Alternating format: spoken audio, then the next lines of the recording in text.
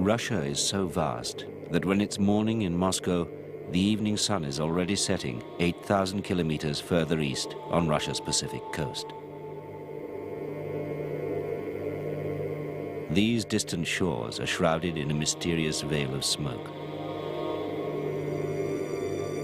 Here, the largest sea eagle in the world surveys a land of ice and fire.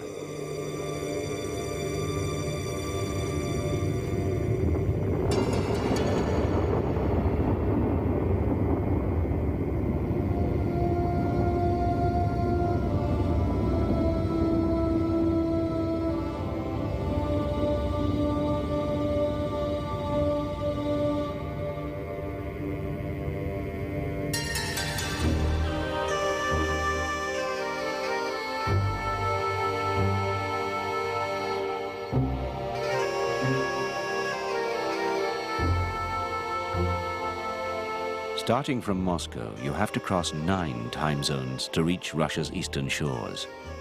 At its easternmost point, the Russian mainland narrows like a spear pointing down towards Japan, forming the Kamchatka Peninsula, one of the most violently active volcanic regions on Earth.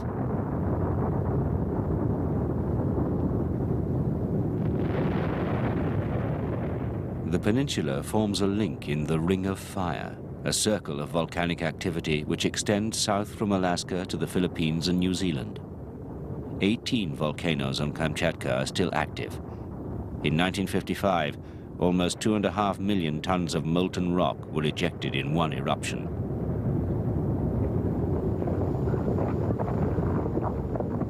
Kamchatka lies at the welding spot, where 3 giant segments of the Earth's crust meet and constantly grind against each other, creating earthquakes and volcanoes whenever one is forced upwards.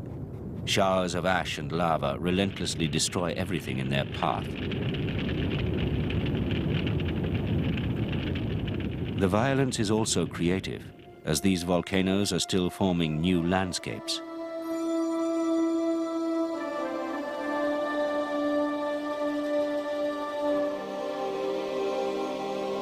After thousands of years, suffocating ash is transformed by wind and rain into fertile soil. Nutrients and minerals drain into rivers and lakes, creating rich feeding grounds for fish.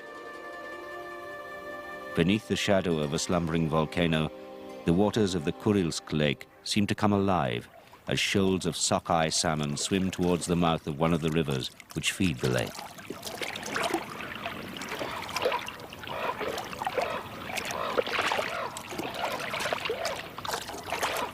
This lake lies within an ancient volcanic crater. The salmon are returning to the same river in which they were spawned, locating it by smell.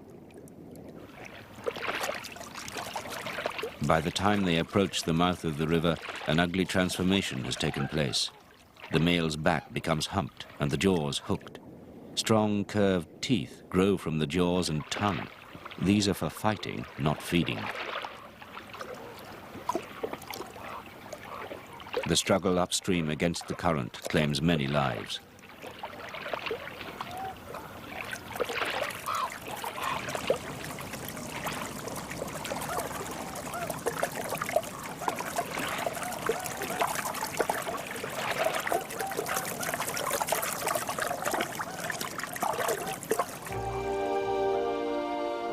Volcanic activity allows the salmon of Kamchatka to spawn even in the grip of January.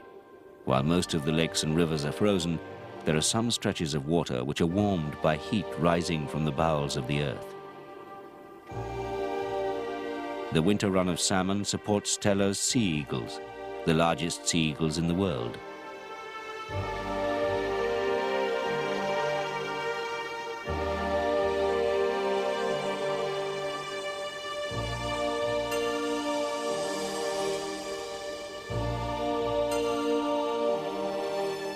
Almost 2/3 of the world population of 7,000 Steller's sea eagles spend the winter in Kamchatka. The rest migrate to Japan and Korea.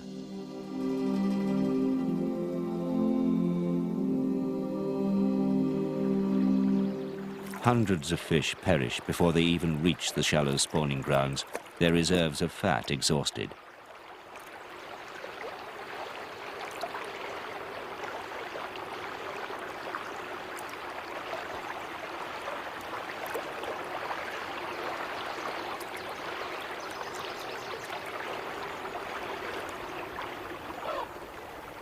The eagles gather like black-cloaked priests attending the death throes of the salmon. They often sit hunched in one place for several hours before making a catch. Although the young birds are the same size as the adults, it will be 4 years before they finally take on their striking plumage.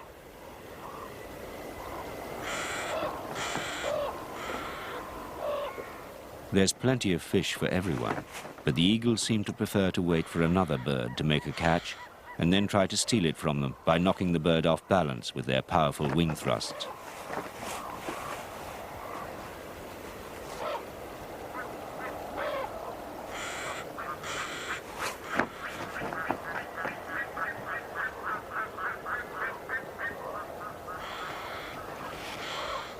The adults catch most of the fish, but the immature birds seem to feed at their expense.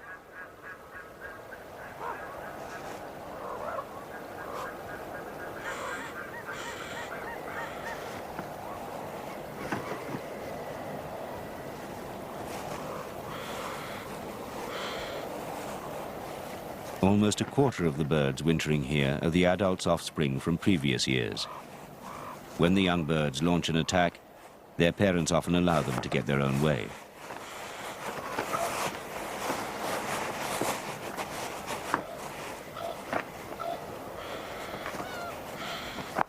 A young bird mantles its prey with its wings, trying to protect it from being stolen by mobbing black-billed magpies and crows.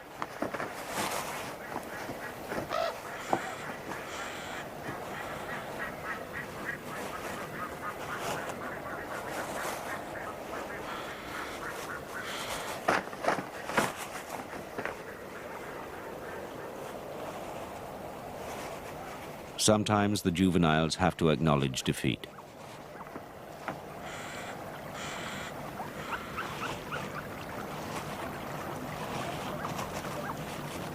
These are huge birds.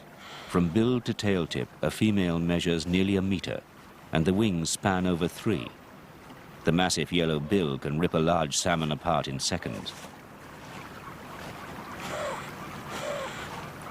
Crows and magpies are dwarfed as they audaciously nip in to steal morsels of fish from between the eagle's talons.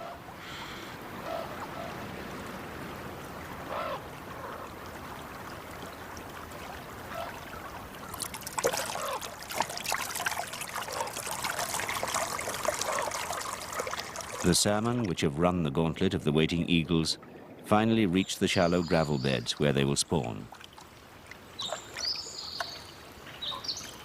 The males defend the area against other males, sometimes even battling with teeth and hooked jaws.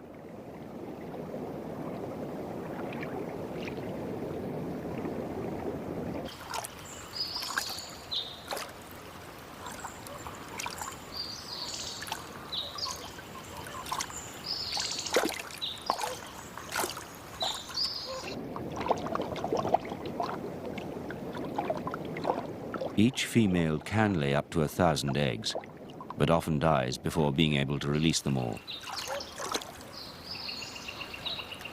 She prepares a depression in which to lay her eggs, throwing the gravel aside with sinuous waves of her body.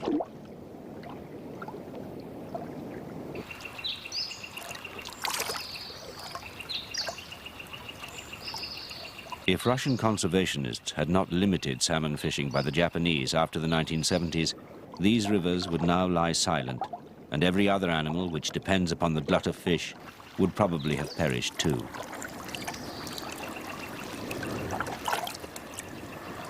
When goosandas arrive at the spawning grounds, it soon becomes apparent why the salmon laid so many eggs. It becomes a free-for-all as the birds repeatedly dive beneath the water's surface to pick up eggs hidden beneath the gravel.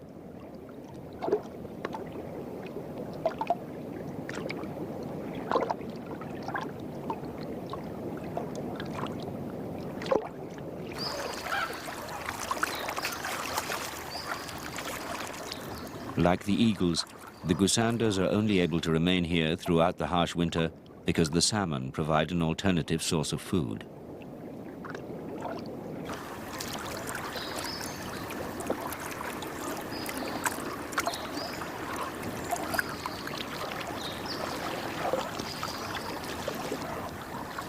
After spawning, every salmon dies.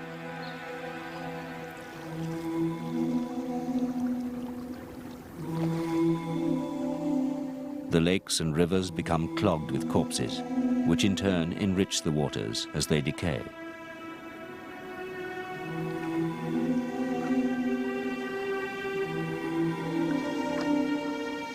By the 17th century, the Russians could no longer afford to ignore these rich stocks of fish and other wildlife in eastern Siberia. The numbers of fur-bearing animals in European Russia were falling, and the promise of limitless quantities of sable lured the Russians farther eastwards. These far eastern forests are so remote that it took Russian fur trappers 2 years to get here. The Far East became New Siberia, Russia's new world.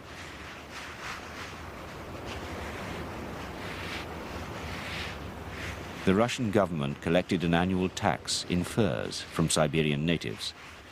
Sable, a member of the marten family found only in Russia, were hunted in the depths of winter when they're easier to track and their fur is thickest. The hunters followed tracks leading to the sable's burrow and drove the sable into a net spread across the entrance. They often had to wait for several days before the sable finally emerged. The sable's solitary and nocturnal habits probably helped to protect it from total extinction, despite 2 centuries of overhunting.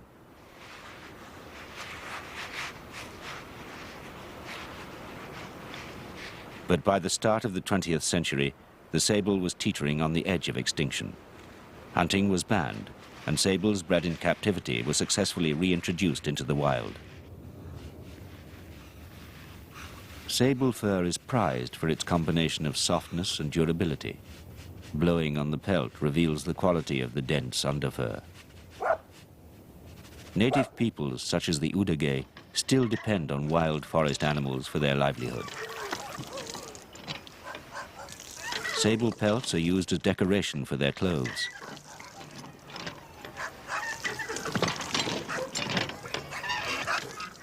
The Russians, who followed in the trappers' footsteps, began to settle along the coast, where sea trade and fishing soon took over from hunting.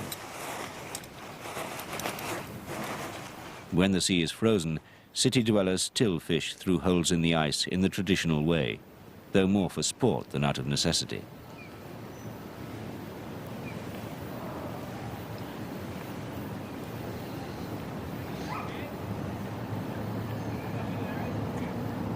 Despite the fact that the sea is frozen throughout most of the winter, the city of Vladivostok emerged as one of the largest ports in the Russian Far East.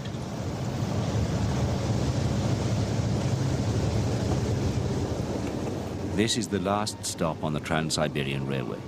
It takes a week to travel the 9,240 kilometers from Moscow by train.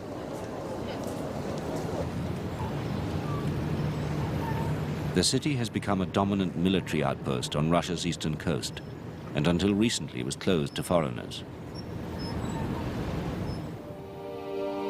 Above Vladivostok, the tangled forests begin. The wild and little explored Sikhote-Alin mountain range runs like a spine south to the city. This is tiger country.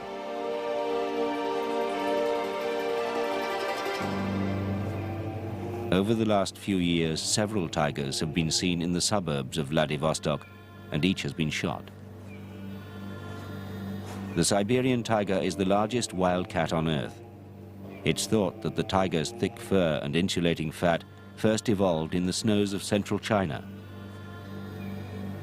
3 million years ago, the tiger's common ancestor spread north to Russia and south to Asia.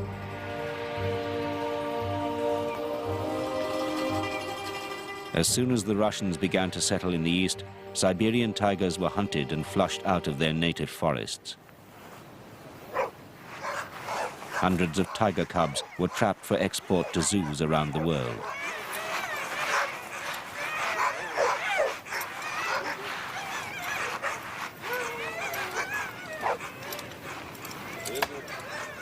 By the 1930s, numbers had fallen to only 30 animals. The extinction of the largest and most powerful cat on Earth seemed inevitable.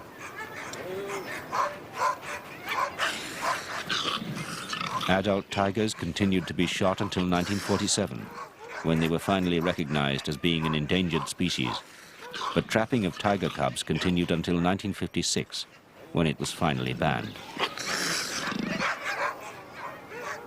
Tiger numbers in the Russian Far East have increased to around 400 animals. But now success has created its own problems. The Siberian tiger is not safe yet. Lying just over 300 kilometers north of Vladivostok, the Lazovsky Reserve was created in 1935. This is where Siberia meets the exotic East, creating a unique forested landscape of stone birch, Korean pine, and Mongolian oak. By April, the snow is on the retreat. A long-tailed rosefinch feeds on the first catkins. Frogs seek out pools of water as soon as the ice has thawed. Females are attracted by a massed choir of males who are already waiting in the water. Each female lays over 3,000 eggs, so the pool is awash with spawn. Though they look similar to our common frog, the call of the Russian wood frog is very different. This species is unique to this part of Russia. As soon as they enter the water, each female is seized by a male.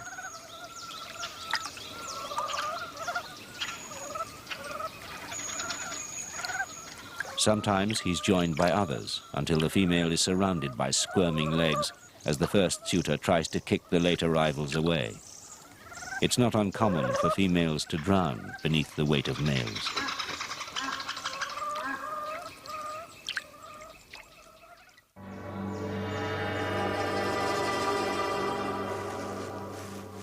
Galina Salkina is in the front line in the battle to save the Siberian tiger.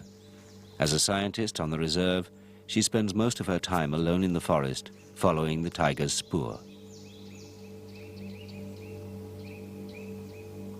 Tigers are such secretive animals that she has to seek evidence of their presence from clues that they leave behind.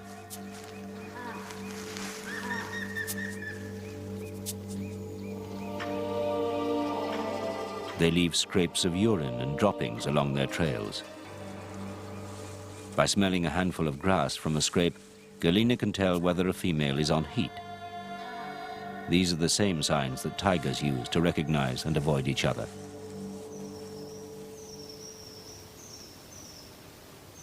Galina stops at a forest hut to study the remains of the tiger's kill. She has found that over half the tiger's victims are wounded or deformed in some way. This boar had been hit by a poacher's bullet in the lower jaw and was blind in the left eye because a long bone had grown across the socket.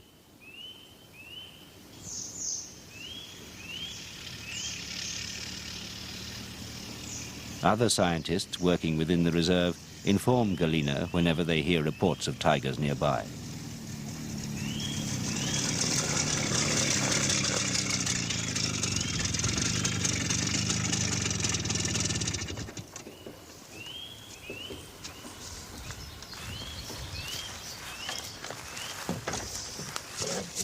Привет, Саша. Здравствуйте. Ну как дела? Ну все нормально, проехал. Один след тигра только Далеко? ведет сюда. Был случай на прошлой неделе. Sasha Ladigin has seen footprints of a tiger in the forest nearby, leading towards the hut. He thinks they may have been made by a large male. Настоящая тигра лежала все. Ну это что? Я начал подходить, она встала, уходить. Я говорю, куда ты пошла? А большой? Да большой тигр. Galina has followed two tigers, a male and female, since birth.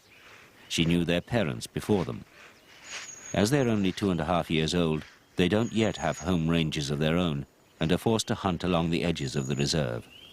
This makes them very vulnerable to poachers.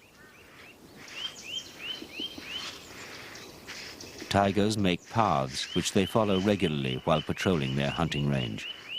Despite broad paws, their feet still sink into the snow, leaving clear footprints.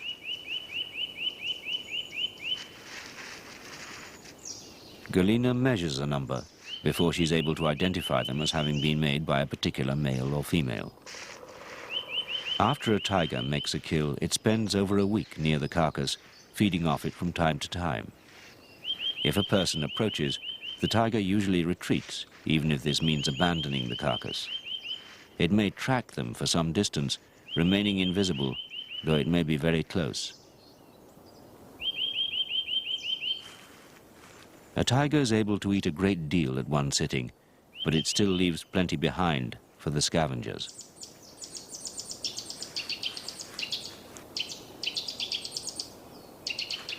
Jays and many other birds depend on tiger kills during the hard winters. Even sea eagles take advantage of the tiger's kill.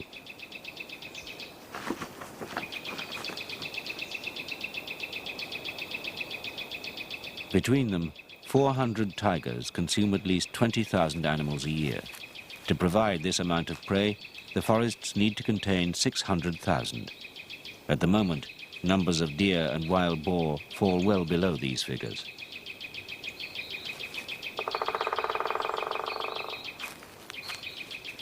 Galina believes that the size of the reserve should be increased to protect prey from poachers and also to allow the tigers to hunt entirely within a protected area.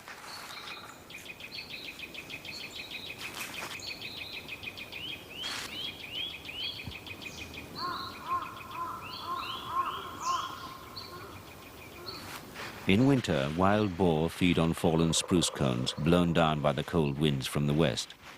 They are the tiger's main prey in the autumn and winter.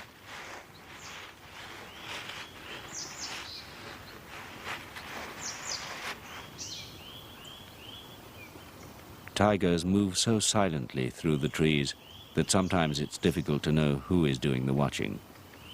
Once, when Galina was tracking a tigress, the footprints began to curve in big loops. She lost them in the gathering darkness and returned to her hut. The following morning, she found that the tigress had followed her back, and its tracks encircled the hut.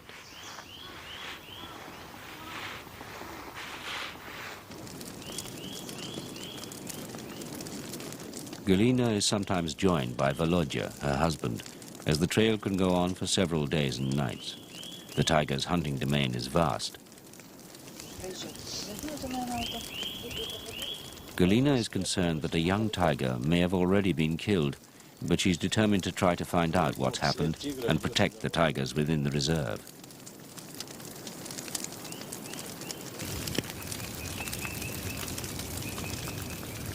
The clues she has found indicate that a tiger has passed this way recently.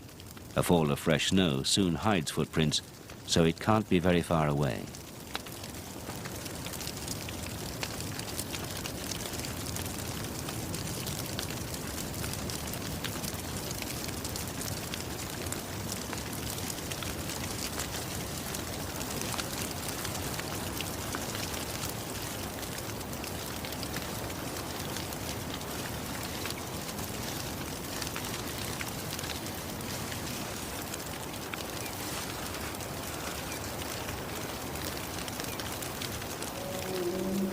A roar in the darkness means that the trail is still warm.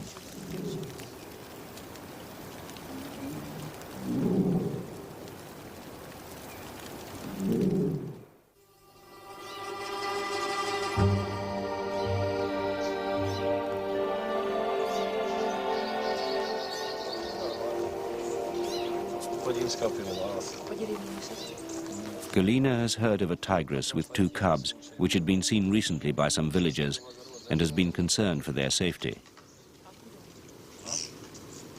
Her worst fears are confirmed.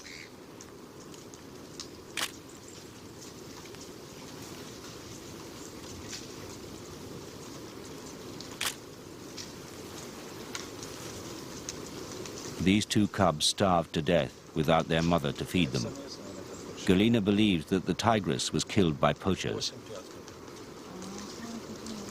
From paw and teeth measurements, she estimates that the cubs are about 5 months old.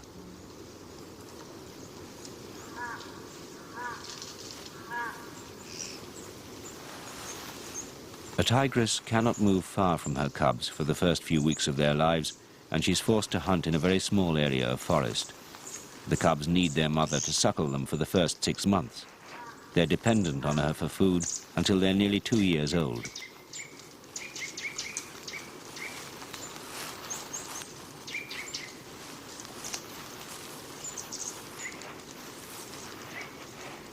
The problem is that there are now more dogs and domestic animals than wild prey within the tiger's reach in the Lazovsky area, so tigers are forced into conflict with man and invariably lose.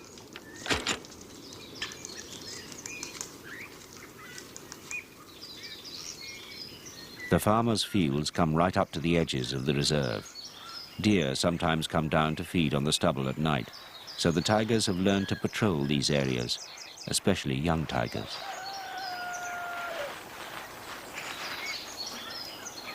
Life in Kamenka village is hard. People find it difficult to grow enough food on their small plots to feed themselves, let alone the few pigs, chickens and cows that they keep.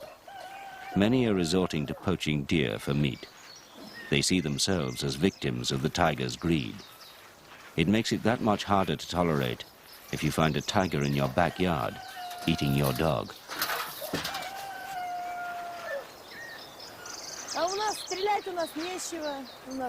Even if my husband was here, I don't know what we could do. We don't have any guns. Of course, I don't want tigers even to eat a dog. I would protect my dog. Not long ago, our dog was eaten by a tiger. We were all looking for it. We have been feeding the dog for a long time, and everything is so expensive nowadays. There is no food, but we have to scrape a living somehow. If we don't keep animals, we won't be able to survive.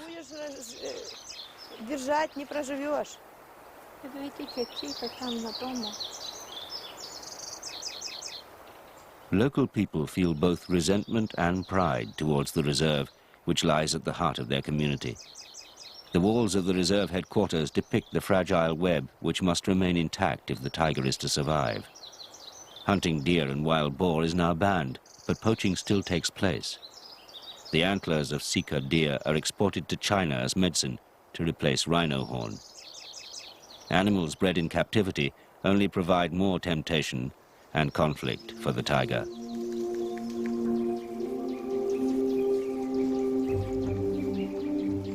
The only way to film Siberian tigers in the wild is to bait them with a carcass. Galina is worried that baiting might put her tigers at risk if poachers copy her. But she feels that it's worth the risk if this film shows the outside world the problems which are threatening tigers in the Russian Far East. Working with the cameraman, this is her only chance to see the tigers she has been following for so many years face to face at night.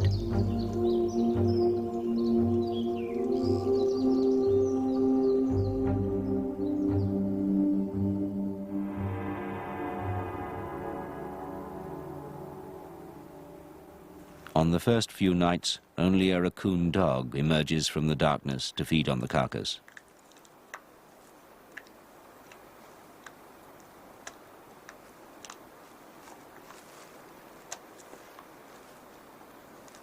If the tiger does appear, it will have to be filmed with an image intensifier, allowing the camera to see in the dark.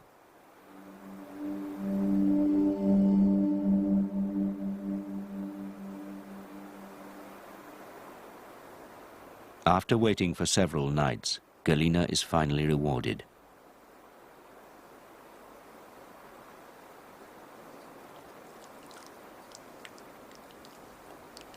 A male silently appears and warily begins to feed on the carcass.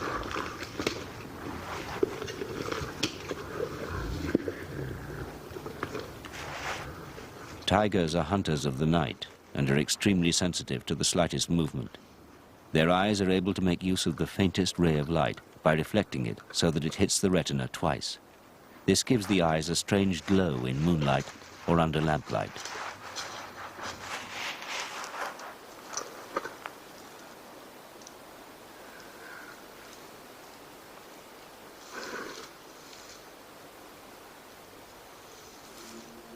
Aware of a sound from the direction of the hide, he retreats as silently as he arrived.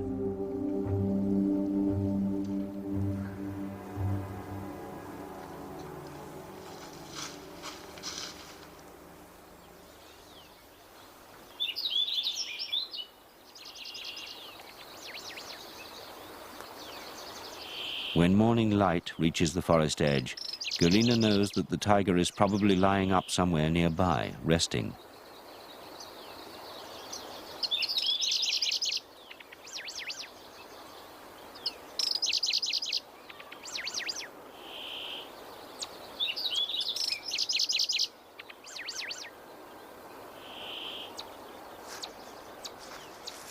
She keeps up her vigil as Siberian chipmunks begin the daily search for insects and cedar cone seeds on the forest floor.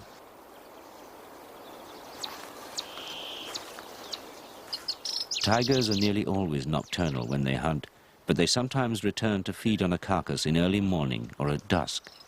They seldom eat their prey as soon as it's killed, but usually drag the carcass to a secluded spot and return to it many days later and drag it to a new hiding place.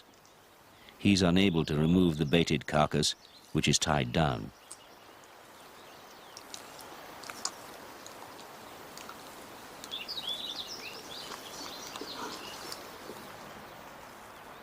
Only 2 out of every 10 attacks made by the tiger are successful. It pulls down its victim by sinking its huge claws into the hindquarters. The prey is actually killed by the tiger's long canines, striking at blood vessels in the neck and crushing the spine.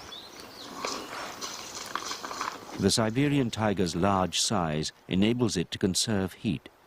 The Bengal tiger of India averages around 200 kilos, while the Siberian tiger can be almost double that weight. It's not only the cold that Siberian tigers have to contend with. They need to patrol enormous hunting ranges because their prey is nomadic and thinly dispersed over a very wide area. Indian tigers are able to maintain small territories because the prey in their forests is much more concentrated.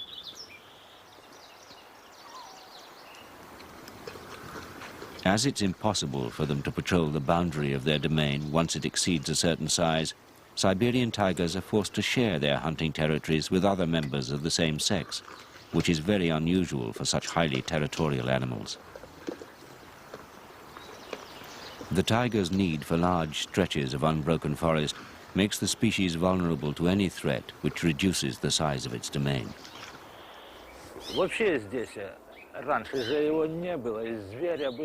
We try to defend ourselves as we can. Sometimes we shoot in the air. The tiger is dangerous. It can come and kill the animals. It's our livelihood.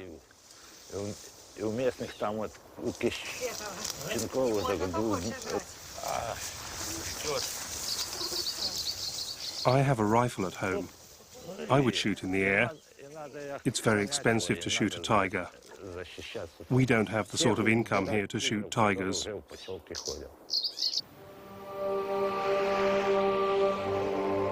The villagers have every right to expect a living here. Yet by clearing more of the forest for agricultural land and poaching the tiger's prey, both people and tigers are treading on thin ice as far as the future is concerned.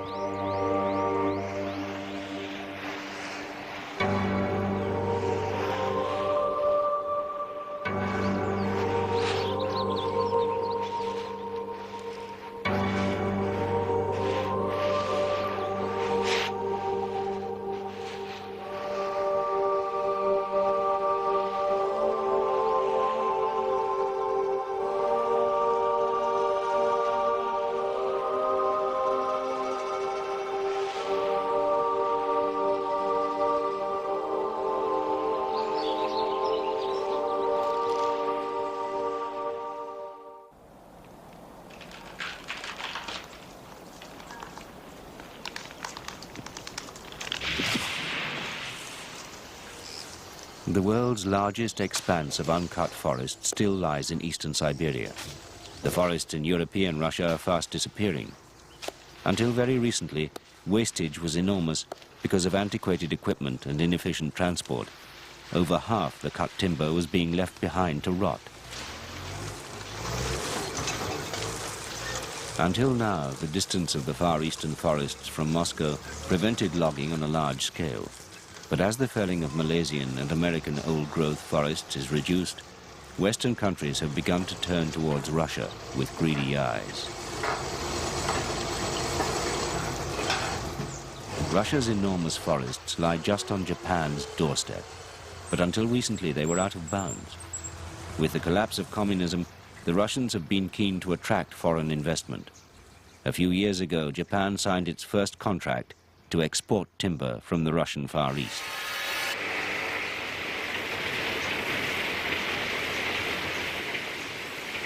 Russian processing plants are infamous for their inefficiency and hazardous working conditions. In contrast, the Japanese have already invested in a state-of-the-art sawmill and automated production line in the Russian Far East. Korea has also started logging there.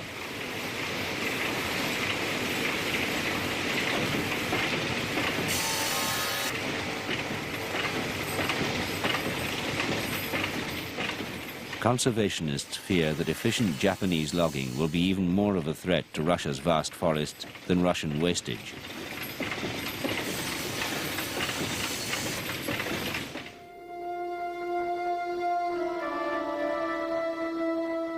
By May, the snow cover on Kamchatka is only just beginning to retreat, yet the brown bears have already emerged from their dens.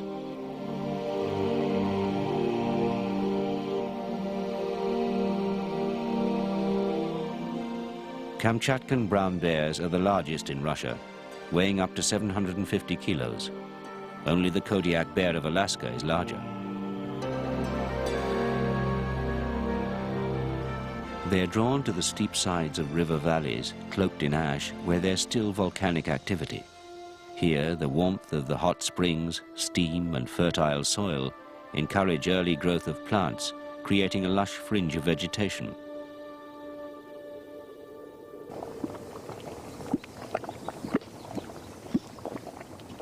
This valley of bubbling mud pools and geysers lay hidden until the 1940s.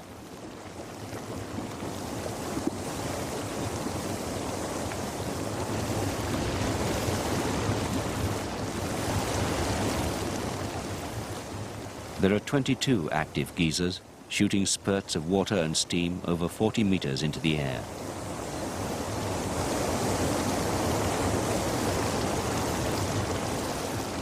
In some hot springs, the temperature of the water can reach 72 degrees centigrade. At these high temperatures, chemicals such as arsenic and silica dissolve from rocks below the surface. On contact with the cooling air, they're encrusted in mounds around the vents.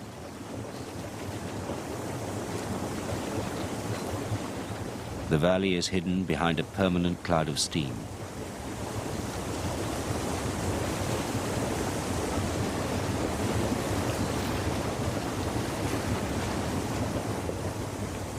Brown bears are disappearing from many of the forests of European Russia, but in Kamchatka they find a safe haven. There are believed to be at least 10,000 bears on the peninsula.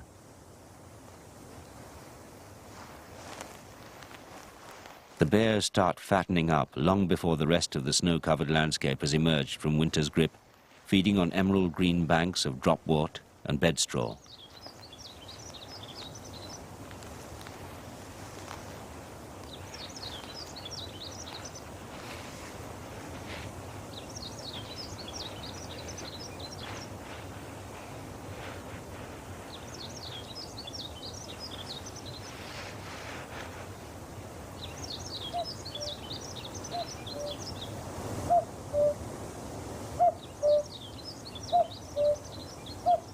True spring comes later to the forests of stone birch and Kamchatkan fir.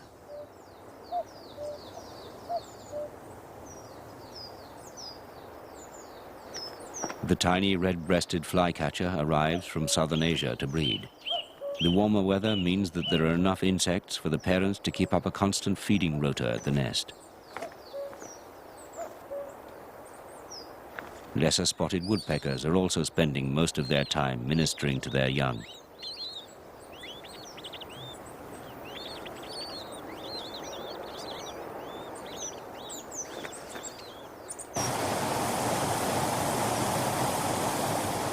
By early June, it becomes obvious why Kamchatka is such a haven for fish. Once the snows have melted, there's water everywhere.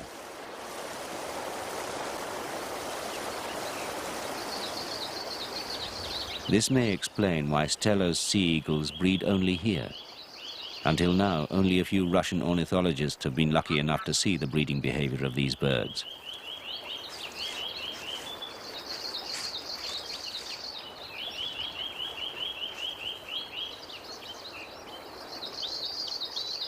They nest only along a narrow strip of coast and in wooded river valleys, wherever there's water containing fish.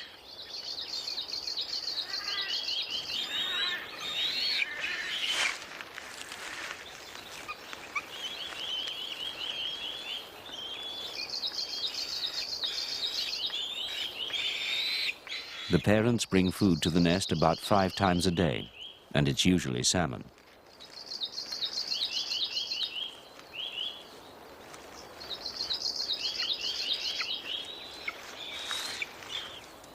The same nest may be used for 10 or even 15 years in a row, as suitable trees are hard to find.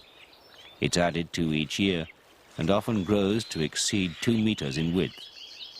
Heavy rain and snow often increase the weight of the nest, causing it to collapse. This sometimes happens while it contains a young bird still unable to fly.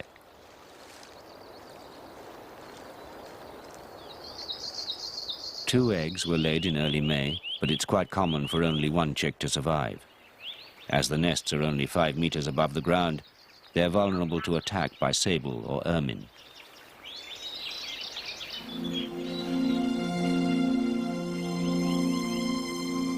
The eagle's breeding period coincides with the summer run of salmon.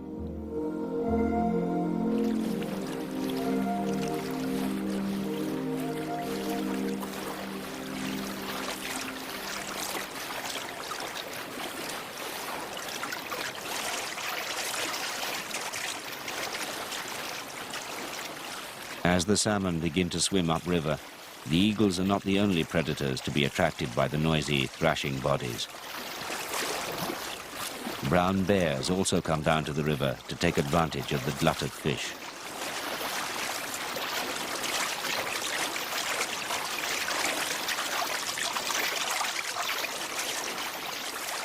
It all looks too easy, and perhaps this is the problem. There are just too many salmon within easy reach to choose from.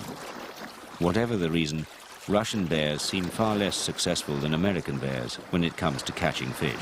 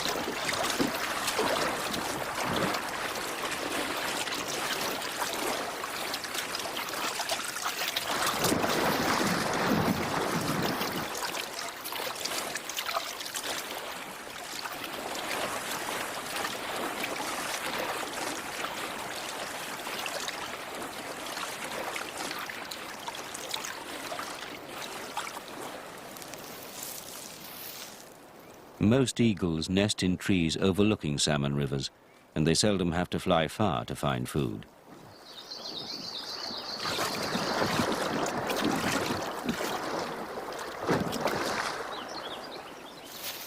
Both the male and the female bring fish to the nest.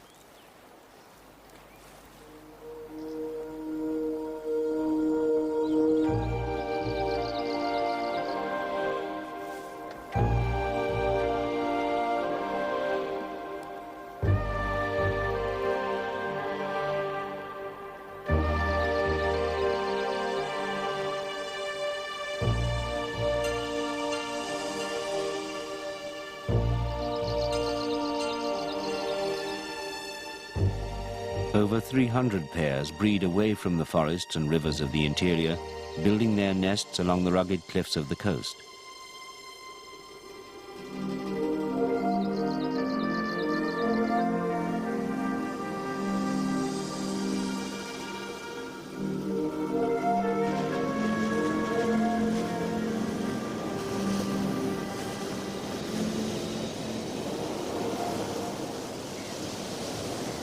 Despite their rarity, the eagles have come into conflict with commercial hunters who shoot them because they believe eagles damage the fur of animals caught in traps. In an effort to protect the eagles, Russian scientists have begun to compensate hunters for pelts which have been damaged, hoping that the hunters will no longer see a need to shoot them. The sea eagles share the coast with another victim of Russian hunters, but this carnage took place in the 18th century when Kamchatka was first discovered. Sea otters were once found in abundance along the shores of the North Pacific between Japan and South California. They were so prolific here that the sea around Kamchatka was called the Sea Otter Sea. Sea otter furs were sold to China, where the best pelts fetched 40 times the price of fox, even more than sable. The sea otters had no defense against the hunters, who caught them in nets or with harpoons as they slept in beds of kelp. One hunter describes how the mothers never abandoned their young except as a last resort. If they heard the little ones cry, they dashed up and allowed themselves to be taken. This is the reason why the hunters take or kill the little ones first, since they are certain that it will be easy to take the mother. As with most Russian fur-bearing animals, they were so prized that they were hunted to the brink of extinction.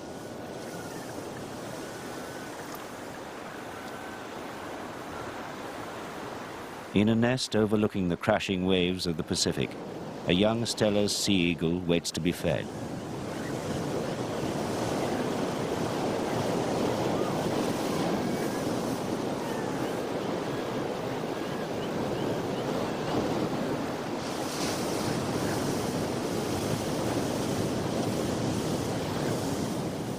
The adults on cliff nests feed their young on salmon, but the monotony of the diet is sometimes broken when they bring gull chicks taken from nest colonies nearby.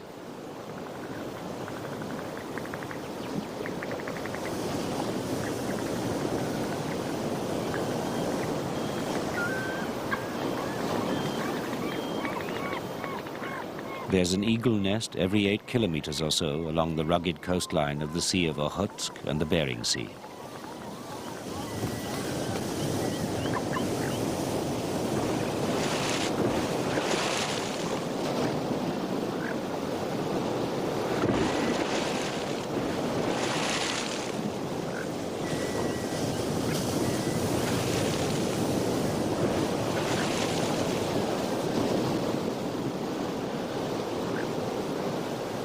As the waves and spume crash below, the young eagle begins to exercise its wings. It will soon be ready to leave the nest.